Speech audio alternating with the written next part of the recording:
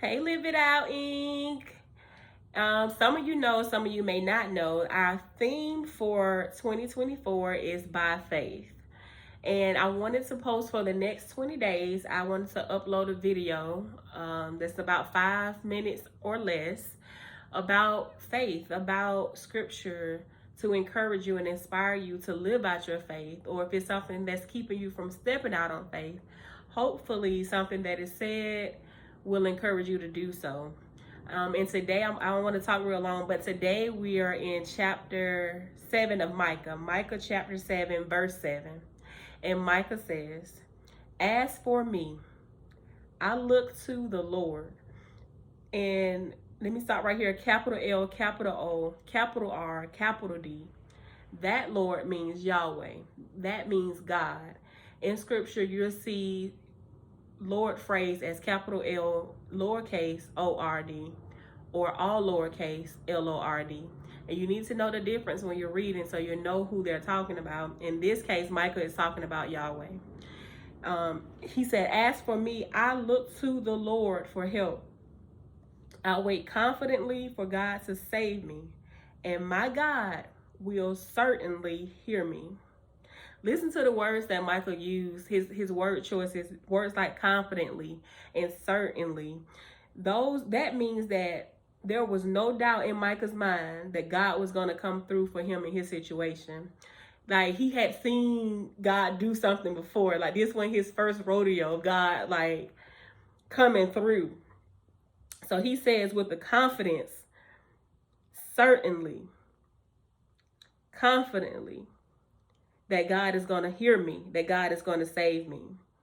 So the pericope at the top of chapter 7, it said, "Misery turned hope." And in this story, in Micah's story, the people had become so corrupt that they turned their backs on God. In verse 2, it said, "The godly people had disappeared, and not one honest person was left on the earth." The godly people had disappeared. So just think of the chaos. And it was not one honest person that was left on earth. So Micah, in the midst of all that chaos, Micah was determined to stand faithful. In the 2 verses before, it said, don't trust anyone. Don't trust your wife. Don't trust your friend. Sons have despised their father. Daughters have despised their mother. Mother-in-law, daughter-in-law have despised their mother-in-law. And it says the enemy, if I remember, the enemy lives in your own household.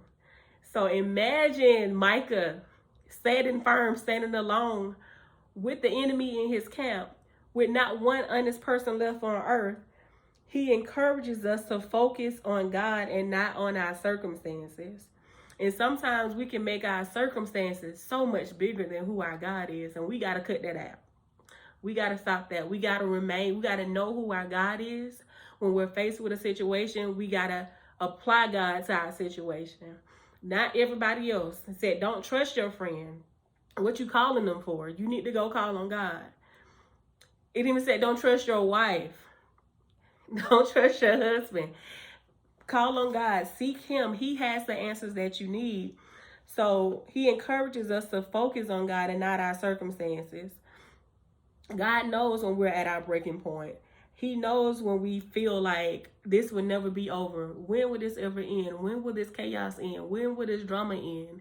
When will this pain? When will this hurt end? And he knows the beginning from the end. He knows the way that we take. So we have to be encouraged to stick with God, to remain with God.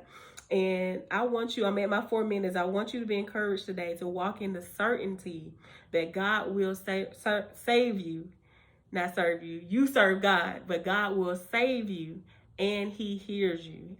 He is not going to leave you by yourself. So be encouraged today, live it out. And hopefully this was a blessing to you. And enjoy the rest of your day.